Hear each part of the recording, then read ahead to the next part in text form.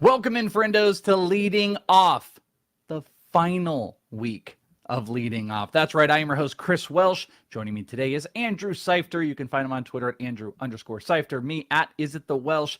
And Andrew, not only is this the final week, this is your final show on Leading Off as you've been joining me for the last couple months. How have the championship runs been going, and is this going to be a tight race in the final week for that roto ship? Well, I'm feeling pretty good about that. I'm feeling very sad about it being my final appearance on Leading Off for the season. It's been a great ride. I guess I'm metaphorically getting moved down the batting order, no longer leading off. But the teams are going great. I'm sort of in cruise control, honestly, in that home league I've talked about so much. I'm up 20 points now heading into the final week. So I've kind of just blown the competition out of the water. My friend was messaging me during our fantasy football draft, and he's like, I still can't get over that run you made in August. So it's a nice time to be alive, but I will miss being on the show. Yeah, 100%. Dan asked, oh man, no off season. As of this moment, not planned, but you guys can ask. You guys feel free to flood them with, we want the Welsh and we want the crew, the Peanuts and the Cracker Jacks. We want more. You just got to flood them and let them know. But as far as I know, this is the final week. And coming up on Friday for the final show, I have confirmed it. We have a celebrity joining us on Friday. Mr. Joe Pisapia is back, and he will be back for the final show. And another piece of news, it's his birthday today. So happy birthday. No, it'll be, you know what? And I was thinking about this too. We should have had, I should have talked to Wonky about this. What a great day this would have been to have a home run bonus. It's not my contest, but in the home run bonus, I thought it would have been really great if every day this week there was a bonus in this final run. And today's bonus would have been double homers for any bald player that you pick that hits a home run today in honor of Joe Pisapia, who I think turned 68 this year. So, hat tip to Joe. He's closing in on retirement, and his birthday is today. So make sure you shout him out, and he will be back again with us on Friday. The old crew of me and Joe back in the saddle. So people asking, I don't know who to hit up. I kind of do, but you can hit up all of the people over in the Discord, all the main important people you want off season. Feel free to ask. But as of this moment, that Joe and I show on Friday should be the last one. But we don't need to focus on that, friends. Well, I knew I liked that Joe guy, and now I know why, because my birthday's tomorrow. So us Libras got to stick together. Us hairless guys got to stick together. So happy birthday, Joe. Happy birthday, man. You could probably be his son, I think. What are you going to turn, like 30, 31?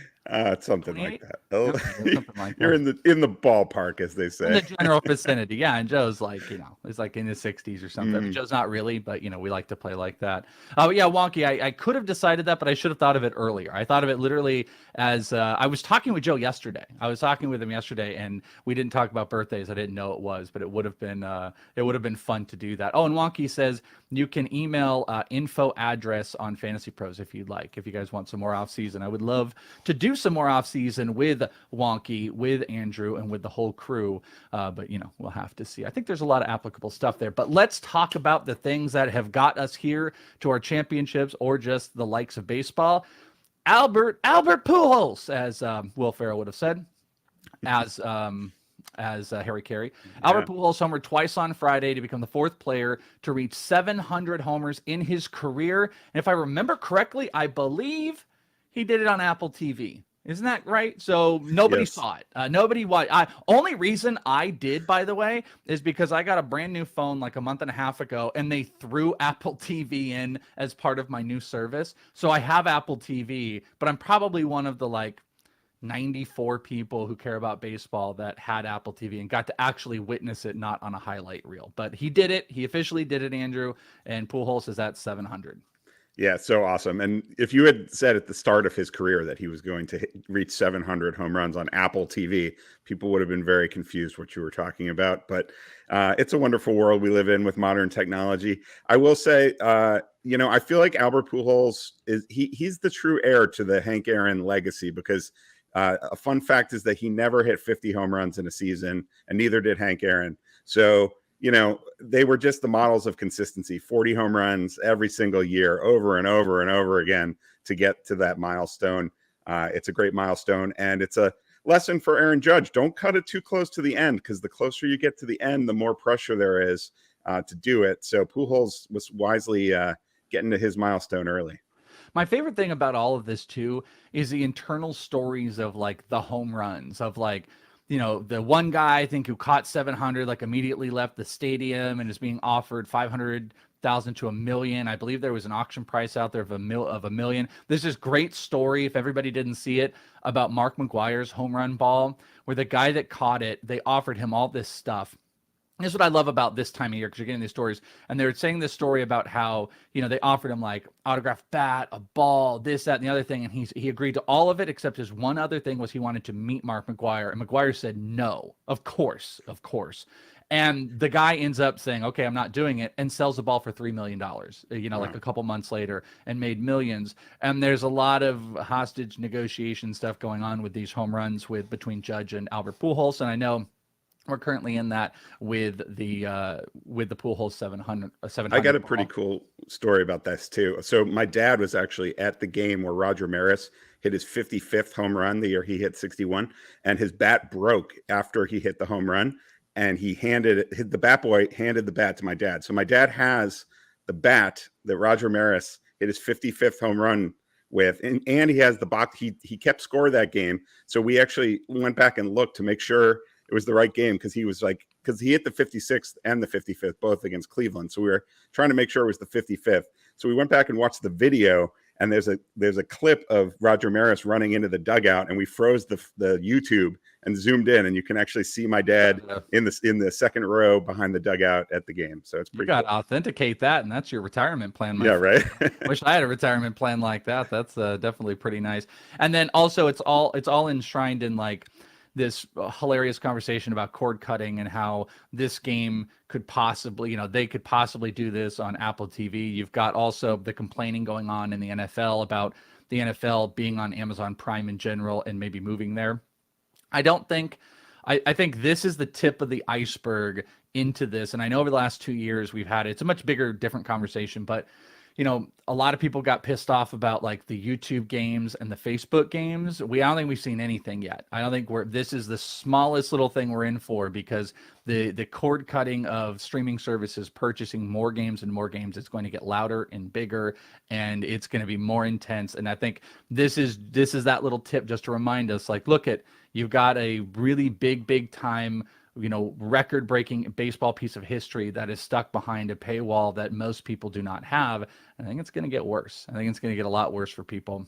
But again, that's a conversation for a whole nother day. But congratulations to Albert Pujols for doing it. We now don't have to have the stupid conversation of like, would he come back for a couple games, even though he said he wouldn't, blah, blah, blah. We don't have to worry about it. He did it. He doesn't really even care. Someone's going to be rich. I'm excited to see what the final bit of the numbers are, and maybe he can tack on another two, if he's even getting to play. At this point, if he hit the record, they might not, but what are they playing for this last week? Some other headline here pieces. Ronald Acuna hit a go-ahead RBI single, also walked on Sunday as the Braves beat the Phillies 8-7. I believe he had been out of the lineup for quite some time, and it's going to be fascinating just to see where Acuna goes next season. But getting Acuna, hopefully, for this back end of the week is going to be a helpful piece for everybody. Also, Mike Trout homered, doubled twice, walked, and also scored 3 times for the Angels. They crushed the Twins 10-3 on Sunday. And Mike Trout coming through in this back half of like 5 months or so with a little bit of production for any Roto championships, Andrew. Yeah, I mean, he's a different player than he was in his peak. He doesn't steal bases anymore. He doesn't hit 320 anymore, but the power is absolutely still there, as much as ever, maybe more than ever. So I wouldn't be surprised to see him continue that for a few more years, where he's putting up 40 home run seasons. I wonder if this is going to look reminiscent at all of like, if this is his version of this, where you've got the pitchers. Verlander's gone through this, Kershaw, Bumgarner, where you are a certain type of player, and then you can no longer do that thing anymore, and you really struggle with yourself in figuring out, well, I can't do this. You're still trying to be the old player, and then you find a way to work around it. And I know I'm dancing around it, but like Kershaw did that when he lost velo. He had to learn, and he was having back issues. He had to learn to be a different pitcher. Verlander had that, but then Verlander found his velocity again, which was really incredible at an older age. And the same thing I kind of wonder with Trout, where in 2019, he still stole double-digit bases. He'd been coming off of 3 straight years of 20 or more stolen bases, and then you have the pandemic year that's mixed in with a broken year of injuries in 2021 that I don't know if either one of those you could really be like, oh, he is trying to find himself in a different way. He is trying to reinvent his game until this year, because this is like the first full season he's had since the pandemic really took place, that he's had to figure out how to be a different player. And we've kind of taken him and broken him apart, because the guy's only stole 4 bases from 2000 on. 4 stolen bases from Mike Trout since 2000 he's had. And I think just overall 2020, you mean? Yeah. 2000. I'm sorry. Yeah. 2000. Yeah. That would be amazing. He played in 2011. 2020, you've seen the strikeout rate go up, because I think you're seeing him find, getting back on to being an impactful power hitter is the way he's got to do it, instead of being this 5-tool player that's also stealing bases. That's just not part of his game anymore. And we're going to have to come to terms that maybe if he can find health and he can get that going, he is going to be a ++4 category player. He just will not be 5. Yeah, I mean, honestly, this is a pretty standard age curve that you see with hitters. I feel like the power is the thing that they can keep the longest. I mean, we even saw that with Albert Pujols, right? The power maintained in those down years with the Angels. It was the other things that went away. I mean, Trout is never going to be a batting average liability. He's just too talented a hitter for that. But yeah, the strikeout rate at 28%. I mean, you're looking at a 280 batting average like he's got this year. That's kind of the baseline expectation. I just find it interesting that pitchers actually seem to, despite how much stress there is on the arm and how many injuries pitchers tend to have earlier in their careers, I do think we see more dominance from older pitchers than we do from older hitters. It's just hitters have a more sort of graceful, gradual decline, whereas pitchers can fall off a cliff, then they can reemerge and be dominant again. It's sort of like capturing lightning in a bottle with pitchers, whereas with hitters, it's kind of more of a longer term trajectory. Over on the In This League Fantasy Baseball podcast with Bogman and I, we are conducting a slow draft, early 2023 draft, of course, and we're going to be breaking it down this week. Where do you think Trout should go, and where do you think he went in ours? I would say Trout is probably like a 3rd round player, maybe 2nd if you want, but yeah, I mean, he's probably a top 50 overall player in Roto, and he's got a very high floor. Like he's not risky in any way, other than, of course, he did have some injuries. But generally speaking, I feel like he's kind of like the rich man's George Springer at this point, I feel like. So maybe surprise you, it's a 15-team Roto mock draft, 10. He went 10 overall. So still maintaining that value. It's a little rich for me. Yeah, I mean, it is a little rich for me as well. And actually he went 2 picks before my pick, and I still wouldn't have, I don't think I would have taken him. I ended up going with Bobby Witt Jr. But I think there's a lot of stolen base guys that are in there, but just interesting breakdown of like where his value is still perceived to where he's going to be drafted. He's literally almost being drafted in the same spot he was preseason. So this is why it's fascinating. And I think you can have, Dr. Glenn says you can have him in the 1st round. He did go. I think he'll move further out as time goes on. Another guy that went in the 1st round of that, Manny Machado hit his 31st homer of the year, also walked as the Padres lost to the Rockies. A few other notes as we're burning through. Nestor Cortez had 6 scoreless innings. Very impressive outing against the Red Sox on Sunday night in New York. Pete Alonso 4 for 5 with the 2-run homer on Sunday as the Mets beat the A's 13-4. Max Scherzer struck out 7, walked none, allowed a lone run over 6 innings against the A's. And Dre Jameson, Diamondbacks with these young pitchers. Dre Jameson didn't surrender a run over 5 hits in 5 1/3 of an inning in a no decision against the Giants. Like incredibly impressive between what Ryan Nelson has maintained to do and what Dre Jameson is looking like right now. Probably back in rotation guys that don't really mean much to you. You get 1 start out of Dre Jameson if you want this week. What I wanted to ask you real quick is next season, Pete Alonso or Paul Goldschmidt? Who's the top first baseman in your eyes? Honestly, in a redraft format, I think you have to give the edge to Goldschmidt just based on what he's done this season. I mean, it's just like Alonso. The thing about Alonso is he's kind of like Trout, honestly, at this stage of Trout's career. He's a lot like Alonso. He's decent batting average, but not going to excel there. Tons of power. I would say Alonso has a little more power even than Trout, but No, not really much in the stolen bases category. So you're talking like a 3.5 category kind of a player. Whereas with Goldschmidt, I mean, he's just done it all this year. So, certainly like I could see the argument for Alonso just because, like, if anything, he could even get a little bit better, perhaps. And this has got to be the best we could see from Goldschmidt at this stage of his career. Definitely going to be this whole like, I don't want to buy last year's stats with Goldschmidt. He didn't make it into the first round of our mock, but he did go before Pete Alonso. I think it's an interesting conversation to have with those guys that first base has gotten a little bit more stocked up, and we actually have elite players where I feel like, I don't know, kind of like lack the eliteness. Maybe we would throw Freddie Freeman into that, and Freeman's not even going in the top 2, but it's a lot. Yeah, I think I just try. I think I like. I had a point earlier in this season where I thought Goldschmidt was going to fall off, and then he never did. So, based on that, I'm not ready to just assume he's suddenly going to fall off next April. Yeah. Over on the injury front, Jeremy Pena cleared concussion protocol after sustaining a head injury on Sunday. He's expected to be available on Tuesday. Short slate of games here on Monday. Dustin May was placed on the 15-day IL. Dave Roberts stated that he could possibly be available out of the bullpen for the postseason if he's healthy enough. But for redrafters, we know you have nothing to worry about. Edward Cabrera left Sunday's start with a right ankle sprain. No bueno if you were counting on him. Jesse Winker was removed from Sunday's game with a bruised left wrist, but fantasy owners wouldn't have known it outside of not getting an 0 for 4 with 2 strikeout performance on their card for him. Cal Raleigh left Sunday's game after aggravating an existing thumb injury, and Wander Franco was removed from Sunday's game with a hand injury. So no bueno. The injuries have stacked up for Wander Franco. This is an interesting question. You just put together your final waiver wire pickup article, which is over on FantasyPros. And I figure maybe if there's a few of these, we can answer these throughout the show. I would love to get your thoughts on a couple of the hitters. Well, let's do that first. A couple hitters that you targeted as far as pickups for this final week. If you're going for, most likely head-to-head is not playing. If you are, you're crazy. But Roto championships are on the line right now. Who are a couple of the hitter pickups if someone is making some last desperation moves this week? Yeah, so as we talked about last week, Ezekiel Tovar has to be at the top of that list, just with the potential that he has. But I will just caution that the Rockies just finished up their final homestand of the season. So you're going to be getting him on the road, I believe, against the Dodgers and Padres the last week. So not the same kind of hitting environments that he's going to enjoy next year. But I still think he can provide some instant speed. He's got a pretty good plate approach for a player that's just coming up. So I think he can hold his own in batting average and steals. Power still developing.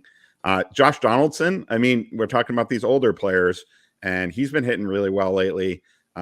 He's had a ton of injuries over the recent years. He's 36 years old now, but he's hitting in a great lineup with the Yankees, and he's swinging a hot bat right now. So as long as he's in the lineup, you gotta make sure he's in the lineup. But I think he's a good plug and play option. And then Hunter Green on the pitching side. He had some ups and downs earlier in the year, which is to be expected from a 23-year-old in his first major league season. But then he missed 6 weeks with a strained shoulder in August and early September. And ever since he's come back, he's looked really, really good. We know he throws insane gas. He had the most 100-mile-per-hour pitches in a game in the pitch tracking era. Recent outing, and he gets the Pirates tomorrow. So that's about as good as it gets.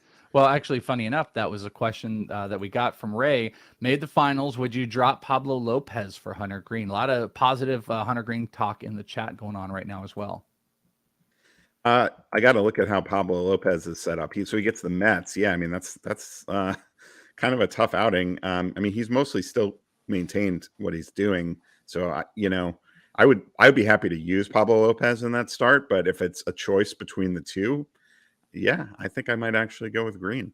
And if you guys got any other questions, feel free to drop them. We might try to hit those at the end of the show as far as this week. And you crazy people, Dr. Glenn, I got head-to-head championships in 2 league this week. Come on, Welsh. No, come on, you, Dr. Glenn. You guys playing head-to-head into the final. I'm so adamantly not a final week guy. It is different, of course. It's a different world of non-40-mans. I still just don't like it, but I get it. I'm just surprised. I think Go Card said the same thing. I'm surprised you guys have a lot of these head-to-heads going to the final week. But like Wonky said, maybe that's like ESPN thing. Yeah, I did want to say in the column, I also just talked a little bit of kind of broader advice. And it's just, we have to remember at this point in the season, the things we're looking for. I mean, we're looking for hitters who are literally on a hot streak right now. It doesn't matter how they've done all season. And we're looking for pitchers who have good spot starts lined up right now. It doesn't matter if they've had their ups and downs and been inconsistent over the course of the year. So, it's really at this point, saves and steals, like those are things like that could just be freely sitting out there and can make a real difference. Like you can just pick a guy up and win a category. Those kind of players have extra value right now. So we really just have to simplify our approach at this point in the season. Yeah, it is a complete just break your mind and just cut and go as you need to. This is a fun fact from Jeremy Frank, who I've done a couple panels with Jeremy Frank before, like at PitchCon and stuff. He's a good guy. MLB Random Stats is the Twitter follow. Albert Pujols' average home run trot over the years has been tracked by StatCast is 26 seconds. So putting that over his full career, Jeremy Frank tweets that Pujols has spent just over 5 hours of his life running the bases after hitting a home run, which is a phenomenal stat. 5 hours of running. What I'm looking for will be the one person on the internet that will do this, that will pull every single trot and all 5 hours of those trots and put it into one YouTube video. Oh my God. Yeah. It'll be their, the grand opus. It'll be the greatest thing that's ever. 5 hours of Albert Pujols trots. I'm looking for someone tag me and tweet me when it actually happens. That's very meta. I feel like I'll just be like in a state of peace when I'm watching that. I totally agree. It's like, you ever like put on YouTube, like they have those like looped music channels and you just sit there and you feel like that'll be it. It'll just be like Albert boom, just walk and you just go to sleep to 5 hours of Pujols trots. I think that's incredible. I really Absolutely. do. Let's go over to some stat heroes here. Pete Alonso, 4 for 5 with a homer, 5 RBI, as we talked about him on Sunday. Steven Kwan, who been just having a lot of conversation about Steven Kwan and how bad it was to start, or too good it was, and then it just tabled off for so long, really quietly putting together the counting stats that we dreamed of that he could put together. And he, like I think I said this on the show last week, he's no longer a 1-category player. He's a 3-category player, which really makes him more serviceable. And he had a combo meal over the weekend, a homer, 2 stolen bases, 5 RBI, going 3 for 5 with a couple runs. Any thoughts on Kwan moving forward? I mean, this is one of those guys that hopefully preemptive moves, if he was dropped, you're able to jump on. But are you going to be in on Kwan next year? Yeah, I think so. I think he's like one of those players that will probably still be a little bit underrated just because, what do they say? Chicks dig the long ball. Everyone digs the long ball, so the fact that he has hit a couple this last week. So that's nice to see. Maybe over next season, he could at least get in that 10 to 15 home run range, which would be a huge plus. But as we said on last week's show, even if he doesn't do that, the fact that he's now stealing bases at a high clip, we know he's one of the better bets for batting average in all of baseball.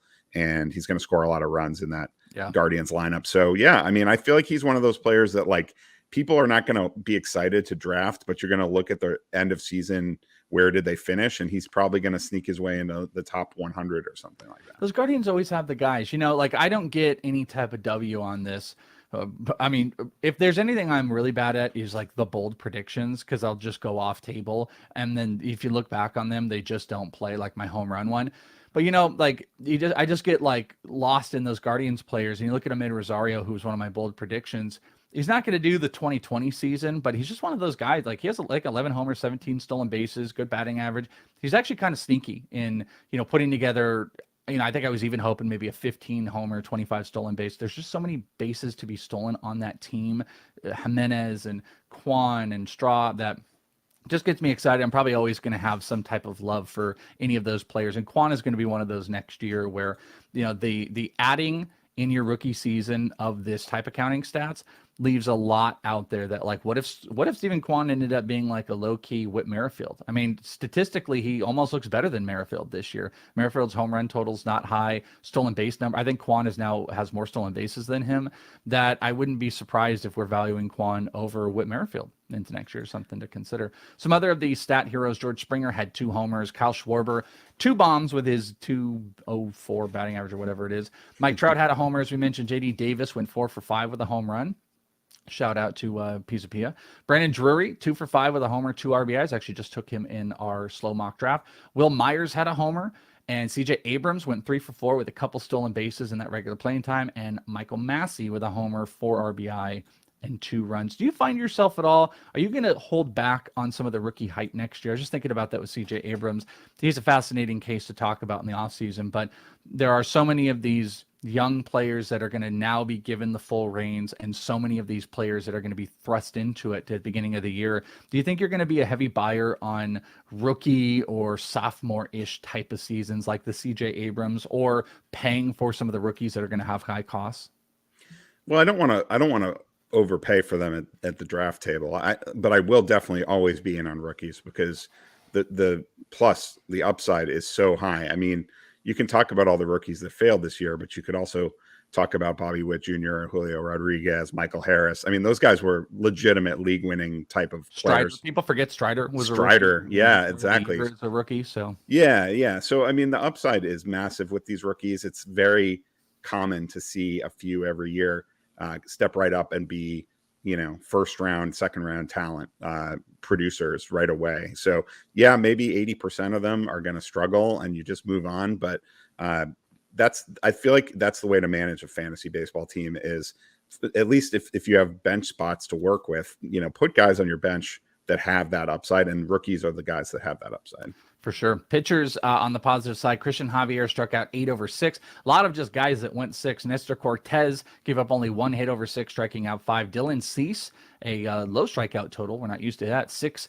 innings, 3 walks, 5 strikeouts. Scherzer struck out 7, as we mentioned, and another one of those rookies that I actually also drafted him in our early redraft was Nick Lodolo, who went 6, struck out 6, and has been a strikeout monster this entire year. He's been really phenomenal. On the zeros, Austin Riley went 1 for 6 yesterday with 4 strikeouts. Gunnar Henderson 0 for 4 with 4 Ks. Still a little volatility there. Yuli Gurriel 0 for 5 with 3 Ks. David Peralta and Jose Ramirez both with 3 Ks, no hits over the weekend. On the pitcher side, killing you going into your final week. If you had a few of these, and there's a few you would have had, Cal Freeland couldn't get to the 3rd inning, giving up 7 earned runs. JP Sears, hopefully you weren't streaming, 6 earned runs and 3 2/3. Max Castillo gave up 6 earned runs. Mike Clevenger, 4 innings, 8 hits, 5 earned runs, only struck out 2.